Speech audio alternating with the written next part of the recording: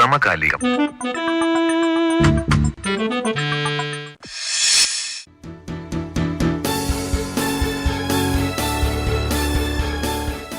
ജനശബ്ദം. ജനങ്ങളുടെ ശബ്ദം. ജനശബ്ദത്തിൽ ഇന്ന് തിരുവാണിയൂർ ഗ്രാമപഞ്ചായത്ത്. എറണാകുളം ജില്ലയിൽ കുന്നത്തുനാട് താലൂക്കിൽ വടവുകോട് ബ്ലോക്കിൽ ഉൾപ്പെടുന്നതാണ് തിരുവാണിയൂർ ഗ്രാമപഞ്ചായത്ത്. എറണാകുളം ജില്ലയുടെ ഏകദേശം മധ്യഭാഗത്തായി സ്ഥിതി ചെയ്യുന്ന ഈ പഞ്ചായത്തിൽ 16 വാർഡുകളാണ് ഉള്ളത്. പലരും ആധുനിക സാങ്കേതിക വിദ്യയുടെ പിന്നാലെ പായുമ്പോൾ തിരുവാണിയൂർ ഗ്രാമവാസികൾ അക്ഷരങ്ങളുടെയും വായനയുടെയും ലോകത്തേക്ക് നടന്നു കയറുകയാണ്. ധാരാളം വായനശാലകൾ ഈ പഞ്ചായത്തിലുണ്ട് എന്നത് മറ്റു പഞ്ചായത്തുകളിൽ നിന്നും തിരുവാണിയൂരിനെ വ്യത്യസ്തമാക്കുന്നു. ഒരു തരത്തിൽ പറഞ്ഞാൽ വായനയുടെ ഈറ്റില്ലമായി മാറിക്കൊണ്ടിരിക്കുകയാണ് ഈ ഗ്രാമം. ജനശബ്ദത്തിൽ ഇന്ന് തിരുവാണിയൂർ ഗ്രാമപഞ്ചായത്തിലെ ജനങ്ങളുടെ ശബ്ദം.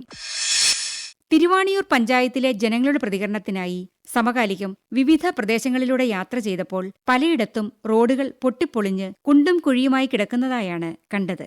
മുരിയമംഗലം, നടുക്കുരിശ് എന്നിവിടങ്ങളിലെ ഓട്ടോ ഡ്രൈവർമാരോടും വഴിയോരത്ത് കുശലം പറഞ്ഞു നിന്നവരോടും പ്രതികരണമാരാഞ്ഞെങ്കിലും പലരും പ്രതികരിക്കാൻ തയ്യാറാവാതെ ഒഴിഞ്ഞുമാറുകയാണ് ഉണ്ടായത്. വാർഡ് നമ്പർ 12 താമസം. വലിയ നഗരവൽക്കരണം നടന്നുകൊണ്ടിരിക്കുകയാണ്. ഇവിടെ നഗരത്തിൽ നിന്ന് ഇഷ്ടംപോലെ ആളുകൾ അവരിവിടെ വന്ന് താമസിക്കുന്നുണ്ട്. അധ്യാപകനായിരുന്ന അജി നാരായണൻ. സ്വാഭാവികമായിട്ടും നഗരത്തിനടുത്തുള്ള പ്രദേശമാകുമ്പോൾ ഇങ്ങോട്ട് ആളുകൾ കുടിയേറി പറക്കുന്നുള്ളത് സ്വാഭാവികമാണ്. അവർ നഗരത്തിന്റെ എല്ലാ സ്വഭാവവും ഇങ്ങോട്ട് വന്നു കഴിഞ്ഞു. ഗ്രാമം എന്നൊക്കെ പറയാവുന്നുള്ളത് സംശയമാണ്. എങ്കിലും ഒരു ആശ്വാസകരമായിട്ടുള്ള കാര്യം എന്താണെന്ന് വെച്ച് കഴിഞ്ഞാൽ കുറെ സ്ഥലങ്ങളൊക്കെ തരിശായിട്ട് കിടക്കുന്നുണ്ടെങ്കിലും നെൽകൃഷി പച്ചക്കറിയുമായിട്ടുണ്ട്. പഞ്ചായത്തിന്റെ പ്രവർത്തനം പൊതുവെ നല്ല പ്രവർത്തനമാണ്. എങ്കിലും പഞ്ചായത്തിൽ നിന്ന് കൂടുതൽ കാര്യങ്ങൾ പ്രതീക്ഷിക്കുന്നുണ്ട്. പഞ്ചായത്ത് എന്ന് പറയുന്നത് പഞ്ചായത്തിന്റെ ഭരണപരമായ കാര്യങ്ങൾ ചെയ്യുന്നത് പോലെ തന്നെ തദ്ദേശ സ്വയംഭരണ സ്ഥാപനം എന്നുള്ള നിലയ്ക്ക് നാട്ടിലെ കൃഷിയും പരിസ്ഥിതിയും സംരക്ഷിക്കുക എന്നുള്ള ഒരു ഉത്തരവാദിത്വം കൂടി പഞ്ചായത്തിന് ഉണ്ടെന്നുള്ള വളരെ പ്രധാനപ്പെട്ട സംഗതിയാണ്. ഇവിടുത്തെ തരിശു കിടക്കുന്ന കൃഷിയിടങ്ങൾ കൃഷി ചെയ്യിക്കുന്നതിന് പഞ്ചായത്തിന്റെ ഭാഗത്തു നിന്ന് മുന്നിട്ടിറങ്ങി ഇവിടുത്തെ പരിസ്ഥിതിനാശം, പ്രത്യേകിച്ച് മണ്ണെടുപ്പ് ഉൾപ്പെടെയുള്ള പരിസ്ഥിതിനാശം വരാതിരിക്കാൻ വേണ്ടി പ്രത്യേകം ശ്രദ്ധിക്കുക എന്നുള്ളത് പഞ്ചായത്ത് ഡ്യൂട്ടിയാണ്. ആ കാര്യം കുറച്ചുകൂടെ കൂടി കാര്യക്ഷമമായി ചെയ്യേണ്ടതുണ്ടെന്നാണ് എനിക്ക് നിർദ്ദേശിക്കുന്നത്. കഴിഞ്ഞ 34 വർഷത്തോളമായി ചിത്രശില്പകലാ രംഗത്ത് പ്രവർത്തിക്കുന്ന സുനിൽ തിരുവാണിയൂർ പറയുന്നത് കേൾക്കാം. ഞാൻ മനസ്സിലാക്കുന്ന എന്റെ തിരുവാണിയൂർ എന്ന് പറയുന്നത് തീർച്ചയായിട്ടും ഒരു കാർഷിക ബന്ധ സമൂഹമായിരുന്നു. പിന്നീട് നാടിനു സംഭവിക്കുന്ന സാമൂഹികമായ കുതിച്ചുചാട്ടം, ആ കുതിച്ചുചാട്ടത്തിൽ അതിന്റേതായ രീതിയിലുള്ള ഭൗതികമായ വളർച്ചകൾ സംഭവിച്ചിട്ടുണ്ട്. ഒപ്പം തന്നെ ഈ നാട്ടിലെ പുതിയ തലമുറ വിദ്യാഭ്യാസം ആർജിക്കുകയും വിദേശ രാജ്യങ്ങളിലേക്ക് പോകുകയും വിദേശ നാണ്യനിധിയുടെ ഭാഗമായി ജീവിത പരിസരങ്ങളും എല്ലാം പുഷ്കലമായിട്ടുണ്ട് എന്നുള്ളതാണ് എന്റെ വിശ്വാസം. പക്ഷെ എല്ലാവരും വികസനം എന്ന് പറയുന്നത് ഈ ഭൗതികമായ വളർച്ചയുടെ ഒരു വികസനത്തെ കുറിച്ച് ചിന്തിക്കുമ്പോഴും അതിന് ഇടയിലുള്ള ഒരു സാംസ്കാരിക വികസനത്തെ കുറിച്ച് പലപ്പോഴും സംസാരിക്കാറില്ല എന്നാണ് എനിക്ക് തോന്നുന്നത്. തിരുവാണിയൂർ പഞ്ചായത്തിലെ വ്യത്യസ്തമായ തൊഴിലുകളിൽ ഏർപ്പെട്ടിരുന്നവരെ കണ്ടെത്തി അവരെ ഉൾപ്പെടുത്തിക്കൊണ്ട് തിരുവാണിയൂർ രേഖകൾ എന്ന പേരിൽ സമൂഹ മാധ്യമങ്ങളിൽ 50-ൽ പരം എപ്പിസോഡുകൾ സുനിൽ എഴുതിയിട്ടുണ്ട്. പ്രത്യേകിച്ച് നമ്മൾ കാർഷിക ബന്ധ സമൂഹമായിരുന്നു എന്ന് പറയുമ്പോൾ പോലും അതിനോടനുബന്ധമായി വ്യത്യസ്തമായ കുലത്തൊഴിലുകൾ എടുത്തിരുന്ന ആളുകൾ, അവരിൽ നിന്നും പിന്നീട് ആ തൊഴിലുകൾ നഷ്ടപ്പെടുന്ന ഒരവസ്ഥ. പ്രത്യേകിച്ച് ഇപ്പൊ തിരുവാണിയൂരിനെ സംബന്ധിച്ചിടത്തോളം കാർപ്പൻട്രി വർക്കില്, ഇരുമ്പ് പണിയില്, ഈറ്റയും മുളയുമായി ബന്ധപ്പെട്ട പ്രവർത്തനങ്ങളിൽ ഏർപ്പെട്ടിരുന്നവര്, അങ്ങനെയുള്ള ഒരു പണിയാളക്കൂട്ടം എന്ന് പറയുന്ന ഒരു പാരമ്പര്യ സമൂഹ കൂട്ടായ്മ മന്യവൽക്കരിക്കപ്പെടുകയൊക്കെ ചെയ്തു എന്നുള്ളത്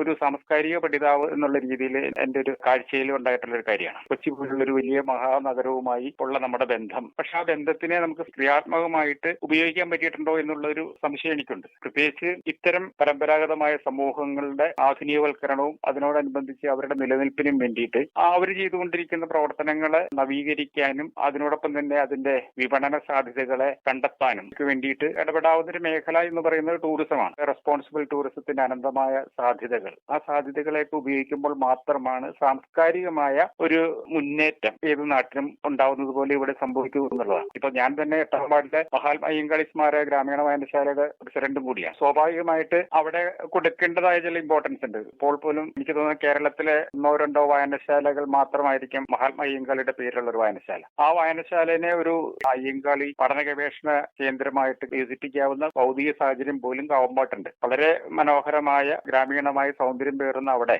ഇത്തരം വികസനങ്ങൾ കൊണ്ടുവന്നാൽ സ്വാഭാവികമായിട്ട് പുതിയ തലമുറയ്ക്ക് വളരെയധികം ഊർജവും പുതിയ സാംസ്കാരികമായ ഒരു പുനരാവിഷ്കാരവും സംഭവിക്കും എന്നുള്ളതാണ് എന്റെ വിശ്വാസം. ഇപ്പൊ ഞാൻ പോലും അടങ്ങുന്ന കലാകാര സമൂഹം എങ്ങനെയാണ് ജീവിക്കുന്നത്? ഇവിടെയുള്ള കലാകാരന്മാരെ അല്ലെങ്കിൽ അവരുടെ കലാസൃഷ്ടികളെ വാങ്ങിക്കുകയും അവിടെ അതിനോട് സ്പേസ് കൊടുക്കുകയും ചെയ്താൽ മാത്രമാണ് അവരും കൂടി അടങ്ങുന്ന ഒരു സമൂഹത്തിന് വളരാൻ പറ്റുള്ളൂ. മറിച്ച് സർവീസിംഗ് മേഖലയിലാണ് എനിക്ക് തോന്നുന്നത് തിരുവാണിയിൽ ഏറ്റവും സമ്പന്നമായിട്ട് നിൽക്കുന്നത്. നിർമ്മാണ മേഖലകളിലുള്ള ജനങ്ങൾ അവരിന്ന് പലരും തൊഴിലുറപ്പ് പ്രവർത്തനങ്ങളിൽ ഏർപ്പെടുക, ലോട്ടറി കച്ചവടം ചെയ്യുക, ഇങ്ങനെയൊക്കെ ആയിട്ട് മാറിയിട്ടുണ്ട്. അവരെയും കൂടി ചേർത്ത് പിടിച്ച് അവരുടെ പ്രവർത്തന മേഖലകളെ നവീകരിക്കുന്നിടത്താണ് സമഗ്രമായ വികസനത്തിന്റെ തേരോട്ടം ഉണ്ടാവുകയുള്ളൂ എന്നാണ് എന്റെ വിശ്വാസം. ചെമ്മനാട്ടെ വായനശാലയുടെ സെക്രട്ടറി ദീപക് AS പൊതുവെ പറയുന്ന ഒരു കാര്യമാണ് വായന മരിക്കുന്നു, കുട്ടികൾ വായിക്കുന്നില്ല, പുസ്തകങ്ങൾ ആർക്കും വേണ്ട, എല്ലാവർക്കും മൊബൈൽ ഫോണും മറ്റു അനുബന്ധ ഇലക്ട്രോണിക് വസ്തുക്കളും മതി എന്ന് പറയുന്ന ഒരു സ്ഥിതിവിശേഷം നമ്മുടെ പഞ്ചായത്തിൽ പൊതുവെ കുറവാണ്. വായനയുടെ സ്വഭാവം മാറും. വായന മരിക്കുന്നില്ല, എന്ത് വായിക്കണം, അത് എങ്ങനെ വായിക്കണം എന്ന് കുട്ടികൾ കൃത്യമായി അറിയാൻ. തങ്ങൾ അനുഭവിക്കുന്ന പ്രശ്നങ്ങളെക്കുറിച്ച് അംഗൻവാടി അധ്യാപികയായ രാധ PP. ഞാൻ താമസിക്കുന്ന തിരുവാണിയൂർ പഞ്ചായത്ത് 14-ാം വാർഡിൽ മുരിയമംഗലം തെരുവുനായ ശല്യമാണ് ഏറ്റവും കൂടുതലായിട്ട് നിൽക്കുന്നത്. നമുക്ക് വീടുകളിൽ ഒരു കോഴിനെ വളർത്താനോ ഒന്നും പറ്റിയ ഒരു സാഹചര്യമല്ല. രാത്രി പകലൊന്നില്ലാതെ തെരുവുനായകൾ വന്ന് എല്ലാത്തിനും കടിച്ച് എടുത്തുകൊണ്ട് പോകുന്ന ഒരു സിറ്റുവേഷനാണ് ഇപ്പൊ ഇവിടെ ഉള്ളത്. ഇതിനൊരു പരിഹാരമാണ് നമുക്ക് വേണ്ടത്. അത് വലിയ നായകളാണ്, പേടിയാകും കണ്ടാൽ തന്നെ. അത്ര വലിയ കോഴിയാണെങ്കിലും അതുങ്ങൾ പിടിക്കും. ഞങ്ങളുടെ വീട്ടിൽ തന്നെ ഞങ്ങൾക്ക് പഞ്ചായത്തിൽ നിന്ന് ഞങ്ങൾക്ക് 5 കോഴീനെ വെച്ച് കിട്ടി, പിന്നെ ഒരു 10 കോഴീനെ വെച്ച് കിട്ടി കൃഷിഭവൻ വഴി. ആ കോഴീനെ നമുക്ക് ഒരു തരത്തിലും വളർത്താൻ പറ്റില്ല. എല്ലാ സമയത്തും കൂട്ടിൽ അടച്ചിട്ടുകൊണ്ടിരിക്കാൻ പറ്റില്ലല്ലോ. ഒരു കോഴീനെയും വെച്ച് വീട്ടില്ല. നമ്മൾ ഇവിടുന്ന് പുറത്തേക്ക് പോയോ രാത്രിയാണെങ്കിലും ഇതേപോലത്തെ ശല്യം അവിടെ. ഈ തവണ 5 കോഴി ഞങ്ങൾക്ക് കിട്ടിയതാണ്. ആ 5 കോഴി ഒരുവിധം നന്നായി വന്നപ്പോഴത്തേക്ക് പട്ടി അതിനെ പിടിച്ച് ശരിയാക്കി ഒറ്റ കോഴിയില്ലാത്ത അവസ്ഥയിലൊക്കെ ഞങ്ങളുടെ നമ്മളെ ഒരു കോഴീനെ വളർത്തുന്നത് എന്തിനാന്ന് വെച്ചാൽ ഒരു മുട്ട നമുക്ക് പുറമേ നിന്ന് മേടിക്കണ്ട, അതാലോ നമ്മുടെ ആവശ്യം. അതുപോലെയാണ് ഇവിടുത്തെ കാര്യങ്ങൾ. ഇവിടെ ഇപ്പൊ ജലനിധിയുടെ പൈപ്പ് ഇടുക എന്ന് പറഞ്ഞ റോഡെല്ലാം വെട്ടിപ്പൊളിച്ചിട്ടേക്കുവാണ്. ഒരാഴ്ചത്തേക്ക് ചിലപ്പോൾ വെള്ളം വരുന്നത്, ചിലപ്പോൾ ഒരാഴ്ച കഴിയും, ചിലപ്പോൾ 3 ദിവസം കഴിയും. അവിടെ ഇവിടെയൊക്കെ പൈപ്പ് പൊട്ടിയേക്കാന്നാണ് അവർ പറയുന്നത്. പൈപ്പ് പൊട്ടി കിടക്കുന്നതുകൊണ്ട് വെള്ളം കൂടെ എത്തൂല. അപ്പൊ ചിലപ്പോൾ ഒരാഴ്ചയാവും, ചിലപ്പോ 4 ദിവസം കഴിയുമ്പോൾ ചിലപ്പോൾ ചെറുതായിട്ടൊന്ന് വന്നു പോകും വെള്ളം. അത്രേ ഉള്ളൂ. ഇത്രാം തീയതി വെള്ളം വരും എന്ന് പറയും. അന്നേരം നമ്മൾ നോക്കിയെന്ന് പിടിച്ചു വെക്കുകയാണ് പാത്രങ്ങളിലൊക്കെ വെള്ളം. കാർഷിക മേഖലയെക്കുറിച്ച് കർഷകനായ മോഹൻ മത്തായി. ഞാൻ 2-ാം വാർഡിലെ മറ്റക്കൊഴി കരയിൽ താമസിക്കും. തെങ്ങും തൈ വിതരണം 50% സബ്സിഡി കൊടുക്കുന്നതായി 2 ക്ലസ്റ്റർ വിതരണം 6 കൊല്ലം മുമ്പ് തുടങ്ങി 1 ലക്ഷം രൂപ കർഷകർക്ക് വായ്പയായിട്ട് അനുവദിക്കുന്നതായി. പിന്നെ നേരത്തെ ഫണ്ട് വ്യാപകമായിട്ടുണ്ട്, ഇപ്പൊ അത് കുറഞ്ഞു. ഞാനിപ്പോ നിർത്തി. ഒന്ന് കൊയ്യാനുള്ള സൗകര്യങ്ങൾ, പിന്നെ രണ്ടാമത് കൊയ്ത്തുകൊണ്ടി വന്ന് തന്നെ വെള്ളത്തിന്റെ വിഷയം കാരണം കൊയ്ത്താൻ നിർത്തിക്കാൻ. ഇപ്പൊ വെള്ളത്തിൽ കൊയ്യുന്ന മെഷീനൊക്കെ വരുന്നുണ്ട്. അപ്പോഴത്തേക്ക് ഞാൻ എന്റെ ഭൂമിയുടെ അവസ്ഥ മാറ്റി കളഞ്ഞു. പക്ഷെ എന്നാലും പൊതുവെ കൃഷി എല്ലാവരും അതിനെപ്പറ്റിയാണ്. പച്ചക്കറി കൃഷിയൊക്കെ പണ്ട് മാർക്കറ്റില് ഇഷ്ടം പോലെ വരുമായിരുന്നു. സമിതിക്ക് പുറത്തും സ്ഥലം മതിയാവൂലായിരുന്നു. അപ്പൊ അത് പോയിട്ട് അതിന്റെ ഉള്ളിൽ കൊള്ളാവുന്ന സാധനങ്ങളില്ല. വെറ്ററിനറി ഡോക്ടറായ ഡോക്ടർ സുധാകരന്റെ പ്രതികരണത്തിലേക്ക്. ഞാൻ 2-ാം വാർഡിൽ താമസിക്കുന്നു. റോഡിന്റെയും കുടിവെള്ളത്തിന്റെയും കാര്യങ്ങൾ പറഞ്ഞു കഴിഞ്ഞാൽ അതിനകത്ത് ചില ബുദ്ധിമുട്ടുകളൊക്കെ ഉണ്ടായിട്ടുണ്ട് എന്ന് വെച്ചാലും കൃത്യമായിട്ട് നടത്തിക്കൊണ്ട് പോയിട്ടുണ്ടെന്നാണ് എനിക്ക് മനസ്സിലാക്കാൻ സാധിച്ചിട്ടുള്ളത്. റോഡുകൾ പലതും ടാർ ചെയ്യുക, വീതി കൂട്ടുക, ഇങ്ങനെയുള്ള എല്ലാ കാര്യങ്ങളും ചെയ്തിട്ടുണ്ട്. പക്ഷേ അതിനുശേഷമാണ് ജലനിധി പദ്ധതിയായിട്ട് ബന്ധപ്പെട്ടിട്ടുള്ള പല കാര്യങ്ങളിലും റോഡ് സൈഡ് കുഴിക്കുകയും അത് പണി പൂർത്തിയാക്കാൻ വരെ പറ്റാത്ത സാഹചര്യം ഉണ്ടാകുകയും ചെയ്തിട്ടുണ്ട്. അത് ഡിപ്പാർട്ട്മെന്റുകൾ തമ്മിലുള്ള ഒരു കോർഡിനേഷന്റെ വീഴ്ചകളിലാണ് ഇതിങ്ങനെ സംഭവിക്കുന്നതെന്ന് ഞാൻ പലപ്പോഴും ചിന്തിക്കാറുണ്ട്. കാരണം റോഡെല്ലാം പണി കഴിഞ്ഞ് ടാറിങ് കഴിഞ്ഞ് എല്ലാ കാര്യങ്ങളും ക്ലിയർ ആക്കിയതിന് ശേഷമായിരിക്കും പഞ്ചായത്തിന്റെ ഒരു പൈപ്പ് ലൈൻ ഇടുകയോ അല്ലെങ്കിൽ ടെലികോം ഡിപ്പാർട്ട്മെന്റിന്റെ ലൈൻ വലിക്കുകയോ ഒക്കെ ചെയ്യുന്നത്. അത് വരുമ്പോഴത്തേക്കും റോഡിന്റെ ആ ഭാഗത്തെ വർക്കുകളെല്ലാം പഴയതുപോലെ വീണ്ടും ആകുകയാണ്. ഇനി ഈ വർക്കുകളൊക്കെ നടന്നു കഴിഞ്ഞാലും റോഡിന്റെ മെയിൻ്റനൻസ് എന്ന് പറയുന്നത് കൃത്യമായിട്ട് നടത്താം എന്ന കരാറിലാണ് ചെയ്യുന്നത് എങ്കിൽ പോലും പലപ്പോഴും അത് നടക്കാറില്ല എന്നുള്ളതാണ് യാഥാർത്ഥ്യം. അതുകൊണ്ട് തന്നെ പല റോഡുകളും സഞ്ചാരയോഗ്യമല്ലാതായിട്ടുണ്ട്. പക്ഷേ കഴിഞ്ഞ വർഷങ്ങളിൽ ഈ പഞ്ചായത്ത് റോഡുകളെല്ലാം വീതി കൂട്ടുകയും കുടിവെള്ളത്തിന് കുഴിച്ചിരിക്കുന്ന റോഡുകൾ ഒഴിച്ച് ബാക്കി എല്ലാ റോഡുകളുടെയും ടാറിങ്ങും നടപ്പിലാക്കിയിട്ടുണ്ട് എന്നാണ് ഞാൻ മനസ്സിലാക്കുന്നത്. ഇനി വയോജനങ്ങൾക്കായിട്ട് നേരത്തെ ഇവിടെ ഒരു വയോജനങ്ങളുടെ ഒരു സംഘടന തന്നെ ഇവിടെ പ്രവർത്തിച്ചിട്ടുണ്ടായിരുന്നു. ആ പ്രവർത്തനങ്ങൾ എല്ലാ മാസവും ഒരു ഒത്തുകൂടുകയും അവരുടെ കാര്യങ്ങളെല്ലാം അങ്ങോട്ടും ഇങ്ങോട്ടും ഡിസ്കസ് ചെയ്യുകയും അതിന് അതിൻ്റെതായ രീതിയിൽ ചെറിയൊരു ഭരണ സംവിധാനം ഉണ്ടാകുകയൊക്കെ ചെയ്തിട്ടുണ്ടായിരുന്നു. ആ രീതിയിലുള്ള കാര്യങ്ങളെല്ലാം നടത്തിക്കൊണ്ട് പോകുന്നുണ്ട്. പക്ഷേ ഇതെല്ലാമാണെങ്കിലും ചില കോട്ടങ്ങളും ഇല്ലാതില്ല. ഇലക്ട്രിസിറ്റി ബോർഡിന്റെ നേതൃത്വത്തിൽ പഞ്ചായത്തുകളിൽ നിന്ന് എല്ലാ റോഡുകളിലും ലൈറ്റുകൾ സ്ഥാപിച്ചിട്ടുണ്ട്. രാത്രി പക്ഷേ കത്തുന്ന ലൈറ്റുകളുടെ എണ്ണം വളരെ കുറവാണ്. ഇതിന് ഞാൻ അന്വേഷിച്ച് പറഞ്ഞത് എന്താണെന്ന് വെച്ച് കഴിഞ്ഞാൽ ഒരു കോമ്പറ്റീഷൻ ആയതുകൊണ്ട് ടെൻഡർ വിളിച്ച് മാത്രമേ ബൾബുകൾ വിതരണം ചെയ്യാനുള്ള കാര്യങ്ങൾക്ക് അവർക്ക് നടത്താൻ പറ്റുള്ളൂ. ആ ടെൻഡർ വിളിക്കുമ്പോൾ ലോവസ്റ്റ് കൊട്ടേഷൻ തരുന്ന ആളുകളുടെ മാത്രമേ എടുക്കാൻ സാധിക്കുകയുള്ളൂ. അങ്ങനെ വരുമ്പോൾ അതിൻ്റെ ക്വാളിറ്റി മെയിൻറ്റെയിൻ ചെയ്ത് കൊണ്ടുപോകാനായിട്ട് പലപ്പോഴും സാധിക്കാത്തത് കൊണ്ട് തന്നെ ചെറിയൊരു ഇലക്ട്രിക് ഫ്ലക്ച്വേഷൻ വന്നു കഴിഞ്ഞാൽ തന്നെ ബൾബുകളെല്ലാം കേടാകുന്ന ഒരു സാഹചര്യമാണ് ഇപ്പോൾ നാട്ടിൻപുറങ്ങളിൽ ഉള്ളത്. അതുകൊണ്ട് തന്നെ ലൈറ്റുകളുടെ എണ്ണം വളരെ കുറവായിക്കൊണ്ടിരിക്കുകയാണ്. പിന്നെ അതുകൂടാതെ വയോജനങ്ങൾക്ക് ഇനിയും കിട്ടേണ്ട പല ആനുകൂല്യങ്ങളും ഉണ്ട്. ഈ ആനുകൂല്യങ്ങളെല്ലാം പൂർണ്ണമായിട്ട് കിട്ടുന്നുണ്ടോ എന്ന് ചോദിച്ചാൽ ഫണ്ടിന്റെ അഭാവം എന്ന് അവർ പറയുന്നു. പലപ്പോഴും കൃത്യമായിട്ട് കിട്ടാറില്ല എന്നുള്ളതാണ് അതിനകത്ത് പറയാനുള്ള ഒരു കാര്യം. അതുപോലെ തന്നെ ക്ഷേമനിധികളുടെ മറ്റും കാര്യങ്ങൾ, അതും ഫണ്ടിന്റെ അഭാവം മൂലമാണ് കൃത്യമായിട്ട് അത് എല്ലാ സ്ഥലങ്ങളിലും എത്തിക്കാൻ സാധിക്കാത്തത് എന്നാണ് മനസ്സിലായിട്ടുള്ളത്. മൊത്തത്തിൽ പറഞ്ഞാൽ നേട്ടങ്ങളും കോട്ടങ്ങളും വിലയിരുത്തി കഴിഞ്ഞാൽ കോട്ടങ്ങളാണ് കൂടുതൽ പ്രതീക്ഷിതമായിട്ട് വരുന്ന, അല്ലെങ്കിൽ ഫണ്ടിന്റെ അഭാവം മൂലം ഉണ്ടാകുന്ന പല കോട്ടങ്ങളും ഉണ്ടായിട്ടുണ്ടെങ്കിലും പഞ്ചായത്തിന്റെ തനതായ പ്രവർത്തനത്തിലൂടെ ഒരു പരിധിവരെ എല്ലാ കാര്യങ്ങളും കൃത്യമായിട്ട് കൊണ്ടുപോകാനായിട്ട് അവർ ശ്രമിക്കുന്നുണ്ട്. പ്രദേശവാസിയായ ബേബി. തിരുവാണിയൂർ പഞ്ചായത്തിലെ 13-ാം വാർഡിലാണ് താമസിക്കുന്നത്. ഞങ്ങളുടെ പഞ്ചായത്ത് എന്ന് പറഞ്ഞു കഴിഞ്ഞിട്ടുണ്ടെങ്കിൽ തൃപ്പൂണിത്തുറ മുനിസിപ്പാലിറ്റിയോട് ഏറ്റവും അടുത്ത് കിടക്കുന്ന പഞ്ചായത്ത് ആണ്. അതുകൊണ്ട് അർബനൈസേഷൻ കൂടുതൽ അനുഭവപ്പെടുന്ന ഒരു പഞ്ചായത്താണ്. ഫ്ളാറ്റുകൾ അതുപോലെയുള്ള സ്ഥാപനങ്ങളെല്ലാം കൂടുതലായിട്ട് വന്നുകൊണ്ടിരിക്കുന്നു. അതിന്റെ അടിസ്ഥാനത്തിൽ ഇവിടെ മാലിന്യ സംസ്കരണം ഉത്തരമായി തിരുവയ്ക്കുകയാണ്. കോളേജ് അധ്യാപകനായിരുന്ന ഡോക്ടർ KR പ്രഭാകരൻ പറയുന്നതിങ്ങനെ. തിരുവാണിയൂർ പഞ്ചായത്തിലെ 4-ാം വാർഡ്. തിരുവാണിയൂർ പഞ്ചായത്ത് എറണാകുളം ജില്ലയിലെ ഏറെക്കുറെ മധ്യഭാഗത്ത് സ്ഥിതി ചെയ്യുന്ന ഗ്രാമപ്രദേശമാണ്. ഒരു 50 വർഷം മുമ്പ് നോക്കിയാൽ വളരെ ബുദ്ധിമുട്ടി കഴിഞ്ഞിരുന്ന സാധാരണക്കാരായിരുന്നു ഈ നാട്ടിലുള്ളവരെല്ലാവരും തന്നെ. അന്ന് സർക്കാർ LP സ്കൂളുകൾ 5 സ്കൂളുകളാണ് ഈ പഞ്ചായത്തിൽ ഉണ്ടായിരുന്നത്. ഈ സ്കൂളുകളൊന്നും പിൽക്കാലത്ത് UP സ്കൂളുകളോ ഹൈസ്കൂളുകളോ ആയിട്ടില്ല. പിന്നീട് വെണ്ണിക്കുളത്ത് ഒരു ഹൈസ്കൂളും ഇപ്പോൾ ഹയർ സെക്കൻഡറി സ്കൂളും ഉണ്ട്. തിരുവാണിയൂരും ഒരു ഹൈസ്കൂളുണ്ട്. കണ്യാട്ടിരിപ്പയിലും ഒരു ഹൈസ്കൂളുണ്ട്.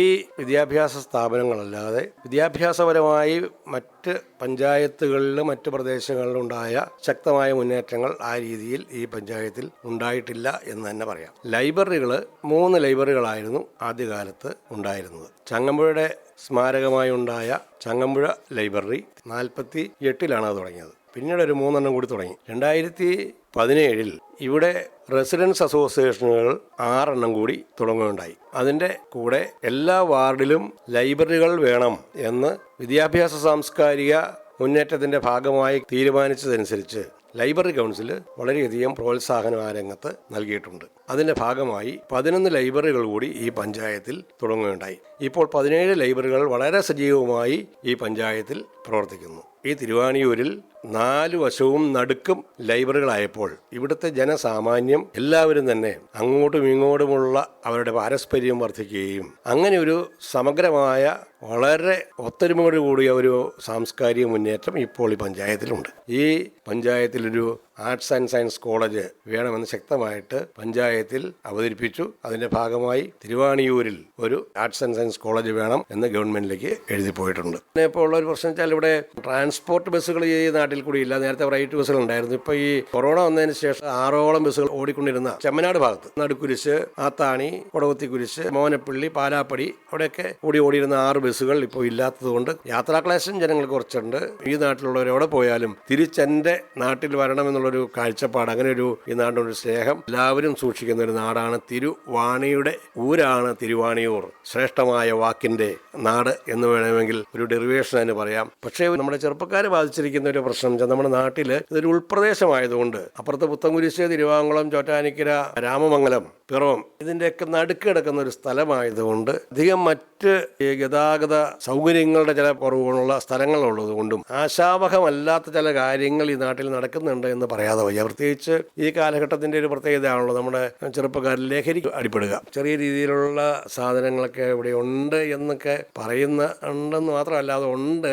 നമ്മുടെ ചെറുപ്പക്കാർ ആ വഴിക്കൊക്കെ നീങ്ങുന്നുണ്ട്. പക്ഷെ നമ്മുടെ ഈ റെസിഡൻസ് അസോസിയേഷൻ, ലൈബ്രറി അവരുടെയൊക്കെ പ്രവർത്തനം കൊണ്ട് കുറച്ചൊക്കെ നമുക്ക് ഒരു പരിധി വരെ നിയന്ത്രിക്കാൻ പറ്റുന്നുണ്ട്. എങ്കിലും അങ്ങനെ ഒരു പ്രശ്നമുണ്ട്. അതുപോലെ മദ്യപാന ആസക്തി നമ്മുടെ ചെറുപ്പക്കാർക്ക് മാത്രമല്ല മുതിർന്നവർക്കും നമ്മുടെ പഞ്ചായത്തിൽ കുറച്ച് കൂടുതലാണ്. അതിൻ്റെതായിട്ടുള്ളൊരു ധാരാളം ക്ലാസ്സുകളൊക്കെ കൊടുക്കുന്നുണ്ടെങ്കിലും ഇപ്പോഴും അത് നിർമ്മാർജ്ജനം ചെയ്യാൻ ആയിട്ടുണ്ട് എന്ന് നമുക്ക് പൂർണ്ണമായിട്ടും ഉറപ്പിച്ച് പറയാൻ വയ്യ. ആ മേഖലയിൽ നമ്മുടെ ചെറുപ്പക്കാരെ വഴിതെറ്റിപ്പോകാതെ ഈ കാര്യങ്ങളിൽ നിന്നൊക്കെ ഒന്ന് വ്യാവർത്തിപ്പിച്ച് നല്ലൊരു ബോധവൽക്കരണ പ്രക്രിയ നടത്തുന്ന ഒരു സ്ഥാപനം നമ്മുടെ നാട്ടിൽ ആവശ്യമാണ്.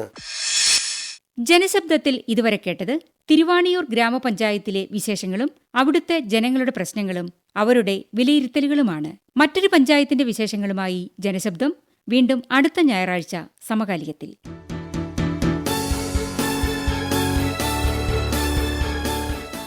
ജനശബ്ദം. ജനങ്ങളുടെ ശബ്ദം. നിർവഹണം ടി.പി. രാജേഷ്. സഹകരണം ആഭാലാൽ. സമകാലികം.